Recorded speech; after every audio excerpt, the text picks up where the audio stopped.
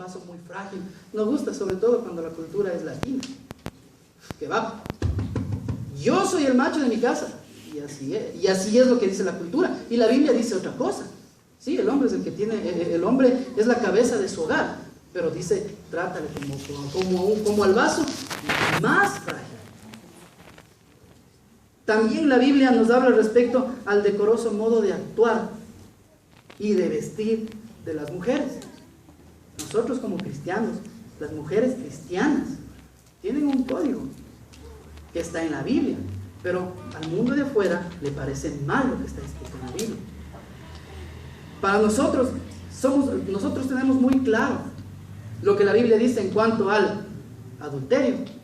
Que el adulterio es ¿qué? Es el sexo fuera del matrimonio. Pero no quiero decir solo la palabra sexo, porque cuando yo digo eso, todos pensamos solo al acto puntual, nada más.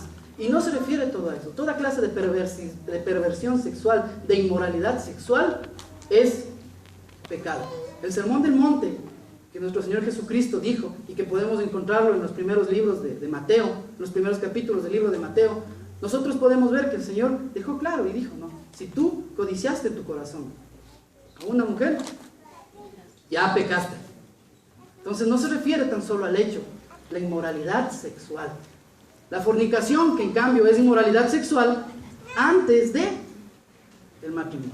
En consecuencia, si es que a la gente de afuera se les habla de pecado, o a la gente que no conoce a Cristo se le habla de pecado, les va a golpear, les va a chocar. Y mis hermanos, seamos honestos. Aquí dentro de la iglesia, cuando también hablamos de pecado, también nos golpea. ¿O no? Levante la mano aquel que crea que sí, yo sí creo.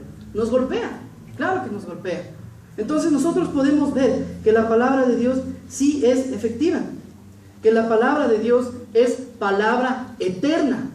En el libro de Mateo dice, cielo y tierra pasarán, mas su palabra no pasará jamás. En el libro de los Salmos también leemos que dice, para siempre, oh Jehová, permanece tu palabra en los cielos. Esta misma palabra de Dios es nuestro alimento. Job dijo, del mandamiento de tus labios nunca me separaré. Guardé las palabras de su boca más que mi comida. Y el salmista dice, cuán dulces son a mi paladar tus palabras, más que la miel a mi boca. Esta palabra de Dios, mis hermanos, también es nuestra luz. El Salmo 119, versículo 105 dice, lámpara es a mis pies tu palabra y lumbrera a mi camino. Esta palabra de Dios, mis hermanos, también es un martillo devastador. El profeta Jeremías en el capítulo 23, versículo 29 dice, no es mi palabra como el fuego, dice Jehová, y como martillo que quebranta la piedra. La palabra de Dios, mis hermanos, también es la fuerza que da vida. En el libro de Ezequiel, capítulo 37, nosotros podemos ver y podemos encontrar la visión del profeta en el valle de los huesos secos, que yo creo que hemos de haber leído. El profeta habló la palabra enviada por el Señor y la tierra tembló. Eso es lo que dice en el libro de Ezequiel 37:7. Profeticé pues como me fue mandado, y hubo un ruido mientras yo profetizaba, y he aquí un temblor. Y los huesos se juntaron, cada hueso con su hueso. Y si acabamos de leer esta visión, vamos a ver que terminó siendo, o como resultado final, vida. Entonces la palabra de Dios es la fuerza que da vida. La palabra de Dios también es el poder de salvación. En el libro de Romanos 1:16 dice, porque no me avergüenzo del evangelio, porque es poder de Dios para la salvación a todo aquel que cree, al judío primeramente y también al griego. Entonces es poder de salvación. La palabra de Dios también es una arma defensiva. En el libro de Efesios capítulo 6 nosotros podemos encontrar que nos habla acerca de la armadura de Dios. Y la armadura de Dios nos da las especificaciones para defendernos y para atacar. La palabra de Dios es una arma defensiva. Esta palabra de Dios, mis hermanos, también es quien purifica nuestras vidas. El salmista hace una pregunta y dice, ¿con qué limpiará el joven su camino? Con guardar tu palabra. Y en el libro de Juan 15:3 dice, ya nosotros estamos limpios por la palabra que nosotros, o por la palabra que os he hablado, por la palabra que el Señor nos ha dado, por la palabra que hoy nosotros tenemos, ya somos limpios. Eso dice el libro de Juan 15:3. Ahora, yo quiero hacer una pregunta, mis hermanos. ¿Por qué será que la Biblia dice que la palabra de Dios es todo esto que acabo de relatarles? ¿Por qué será que de pronto que podemos pensar que es todo esto la palabra de Dios? Es un martillo devastador, es quien purifica nuestras vidas, es un arma de defensa, es quien nos da vida, es quien nos da salvación, es palabra eterna, es mi alimento. ¿Por qué será que la Biblia dice eso? Perdón. Es porque realmente si nosotros seguimos leyendo el versículo clave que vimos en un inicio, dice, toda la palabra es inspirada por Dios. Y ahí la respuesta. La Biblia dice que la palabra de Dios es todo esto porque es la misma inspiración de Dios. Recordamos unos añitos para atrás. Vamos a acordarnos la época en la que nosotros hablábamos de conquista amorosa. Las primeras etapas del enamoramiento.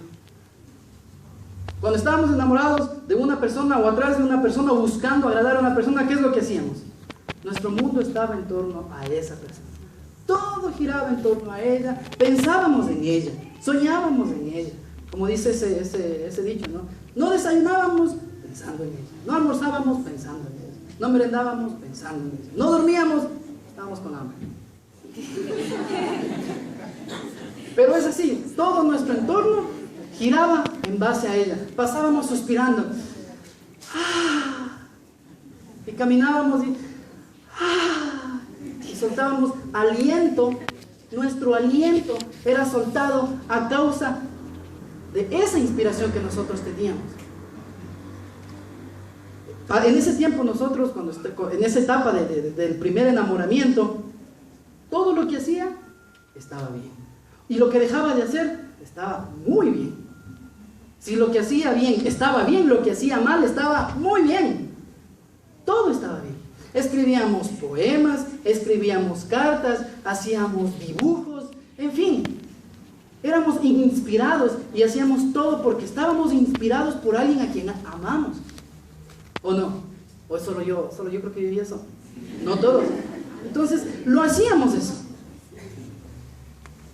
Un hombre y una mujer enamorada o inspirada entrega o saca todo lo mejor de sí para darle a la persona que ama. Un hombre o una mujer enamorada o inspirada saca todo lo mejor de sí para dar a quien ama. Y la palabra de Dios me dice que todo esto es la inspiración de Dios. ¿Para quién? Para mí. ¿Por qué? Porque me ama. Todo lo mejor de Dios puso en esta palabra. Todo lo mejor de Dios puso en estas escrituras y me las dio a mí. Porque me ama. Y yo quiero que vayamos un poco más allá para que entendamos mejor lo que es la inspiración de Dios. La palabra inspiración viene del griego tepnestus, que significa soplo, aliento, el exhalar de Dios. Eso significa esa palabra tepnestus, que es la base para la palabra que nosotros hoy conocemos como inspiración. Entonces, esta palabra que yo tengo en mis manos es el mismo aliento de Dios, el mismo exhalar de Dios. Ese mismo aliento que nosotros podemos ver en el libro de Génesis, capítulo 2, versículo 7, cuando el Señor estuvo formando al hombre de barro, sopló en su nariz, de su aliento, sopló de él, y ese cuerpo, y ese barro, esa formación de barro, tomó vida. Entonces el aliento del Señor, el soplo de Dios, es el aliento, es el soplo que da vida. Y eso es lo que tenemos en nuestras manos, mis hermanos. Es el aliento del Señor. Es todo lo que el Señor tiene para nosotros, es lo que nos ha dado. Es el corazón de Dios. El corazón de Dios descendió del cielo. Ha sido puesta en esta palabra y nos lo dio para que nosotros la atesoremos en nuestro corazón. Para que lo guardemos en nuestro corazón. Para que cada vez que nosotros necesitemos algo, abramos esta palabra y recurramos ¿a quién? al Señor de la palabra, al dueño de esta palabra. Ahora, si nosotros analizamos un poco más este versículo, podemos ver 4 puntos claves que nos está dando el Señor. 4 puntos claves que son indispensables para que nosotros podamos tener una vida cristiana y una vida de comunión con Dios como Dios quiere, como Dios manda. Podemos ver que dice la palabra de Dios. Toda la palabra es inspirada por Dios y es útil para 4 puntos: enseñar, redarguir, corregir e instruir. Son 4 puntos que el Señor nos muestra en esta palabra. Y quiero que analicemos el primero, que dice enseñar. La palabra de Dios nos enseña la verdadera voluntad de Dios. La palabra de Dios nos muestra todo lo que Dios quiere que sepamos. La doctrina bíblica de una iglesia tiene que estar totalmente fundamentada en esta palabra. La doctrina bíblica tiene que ser cristocéntrica y bibliocéntrica, porque está basada en la Biblia y porque está basada en Cristo. Si nosotros nos ponemos a analizar toda la Biblia, toda la Biblia habla de Cristo. Ese es el propósito de todo. Sin Cristo estamos fregados, no hay nada. Entonces la doctrina bíblica tiene que ser cristocéntrica y bibliocéntrica. Una iglesia tiene que ser manejada en base a los conceptos y a los preceptos de Cristo, bajo la personalidad de Cristo. Un ministerio tiene que ser manejado y tiene que ser llevado en base a la personalidad de Cristo. Mis hermanos, un hogar, ¿cómo cree usted que debería ser llevado? En base a la personalidad de Cristo. Mi vida, tengo que conducirla como dice la palabra, guiada, alineada a lo que dice Cristo y lo que dice la Biblia, lo que dice su palabra. La palabra de Dios, esa inspiración del Señor, ha sido dada a mí para que yo pueda recibir enseñanza de parte del Señor y una enseñanza apropiada. Ahora, después de esta palabra enseñar, vienen las otras 3. Y yo quiero ponerles un ejemplo. ¿Qué sucedería si es que yo en mi casa voy y pongo reglas? O establecemos reglas. Estas van a ser las reglas de nuestro hogar. Pero llegan las personas o los miembros de mi casa y cada quien hace lo que le da la gana. Se puso horas límite, no respetan las horas límite. Se estableció horarios de comida, no hay horas, no hay respeto en eso. Se estableció diferentes tipos de situaciones y hacen lo que les da la gana. ¿Qué es lo que están haciendo notar los miembros de esa familia a quien estableció las reglas? Que no le importa. Ese es el mensaje que están diciendo. ¿Sabes qué? No me importan tus reglas, no me importa lo que tú digas.